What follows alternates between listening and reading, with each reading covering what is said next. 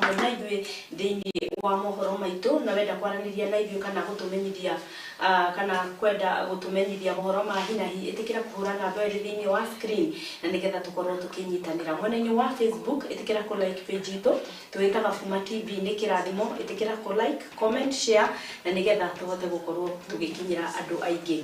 Mũthenya wa ũmũthĩ President William Ruto nĩarĩirie a Kenya arĩ thingira-inĩ wa iregi kũrĩa oigire na anĩrĩra kuga atĩ we nĩakorirwo akĩbunja kabineti yake yothe ĩrĩa ĩrarĩ thirikari-inĩ na atangatha atĩ nĩegũkorwo akĩanĩrĩra ĩngĩ kabineti ĩngĩ ĩrĩa gũkorwo athondekete ica ikuhĩ. Mwandĩki witũ wa mohoro nĩwe Atha Mwaura nĩwe wĩna riboti ĩno makĩria.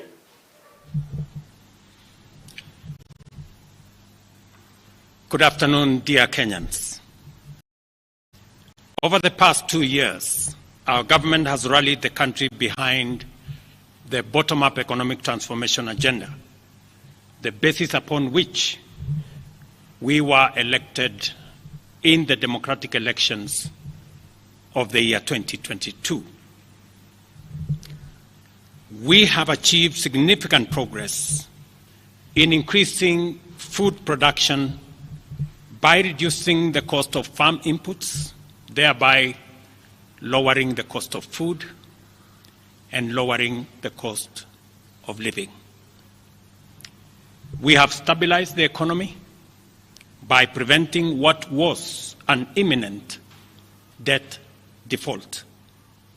We have stabilized fuel prices, lowered inflation to an all-record low of 4.6%, and we have stabilized the foreign exchange regime.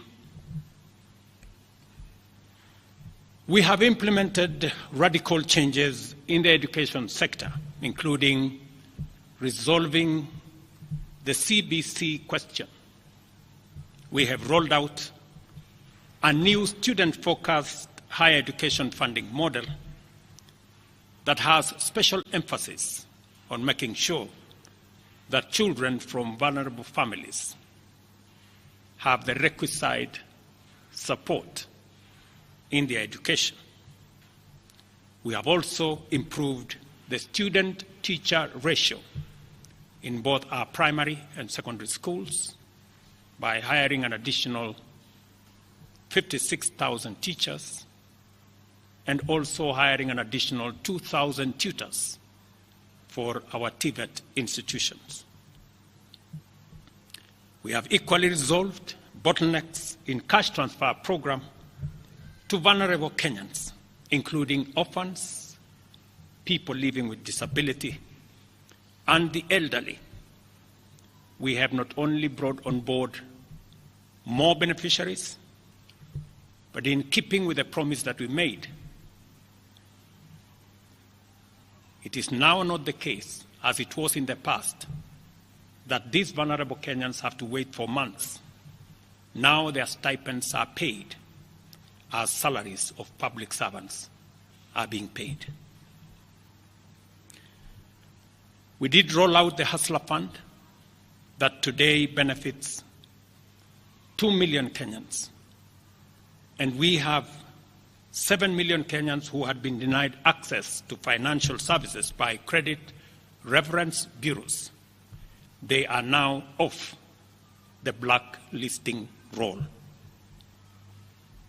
Our affordable housing program has now more than 100,000 housing units under construction. The first cohort I will be launching in a couple of months to new homeowners. And we have 160,000 young people across Kenya that are employed under this program. To expand manufacturing, value addition, and agro-processing as a key contributor to job creation, 18 county aggregation and industrial parks and 6 new special economic zones are under construction across Kenya. And at the same time, we have 200 fresh produce markets that are at various stages of construction to support our farmers with access to markets for their produce, in keeping with the commitment we made to our mama mbogas. To accelerate manufacturing, last year we imposed levies on importation of clinker that can be manufactured in Kenya. We made a saving of Kenya shillings 20 billion in foreign exchange as imports of clinker dropped to almost zero. We also imposed levies on imported steel billets. And today, we have 11 steel factories that 6 years ago were closed. They have started operation, hiring 16,000 Kenyans, and last year alone, we saved 120 billion shillings in foreign exchange as a result of this intervention. Our digital transformation agenda is also on course with 17,000 government services online, while we have 274 digital hubs across Kenya with 152,000 students and digital workers in our TVETs and also in digital hubs in different parts, up and running and giving young people an income. Our universal health coverage plan has already onboarded 107 community health promoters, and the process of registration for our social health insurance fund is ongoing, on its way to launch on the new date of 1st of October 2024 that will make it possible for every Kenyan to have a health insurance, and for those suffering from critical illnesses to have access to the critical illness fund, making it possible for every Kenyan to have access to treatment without the burden of having to fund it.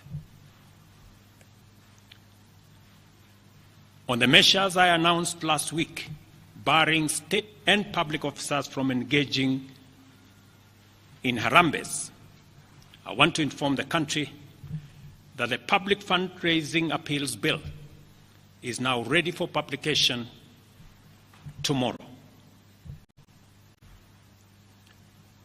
However, even with the progress we have made, I am acutely aware that the people of Kenya have very high expectations of me. And they believe that this administration can undertake the most extensive transformation in our nation's history. Recent events that necessitated the withdrawal of the finance bill, which will require a review and reorganization of our budget and fiscal management, have brought us to an inflection point. Upon reflection, listening keenly to what the people of Kenya have said, and after a holistic appraisal of the performance of my cabinet and its achievements and challenges, I have today, in line with the powers given to me by Article 1521 and 1525B of the Constitution and Sections 12 of the Office of the Attorney General's Act, decided to dismiss with immediate effect all the Cabinet Secretaries and Attorney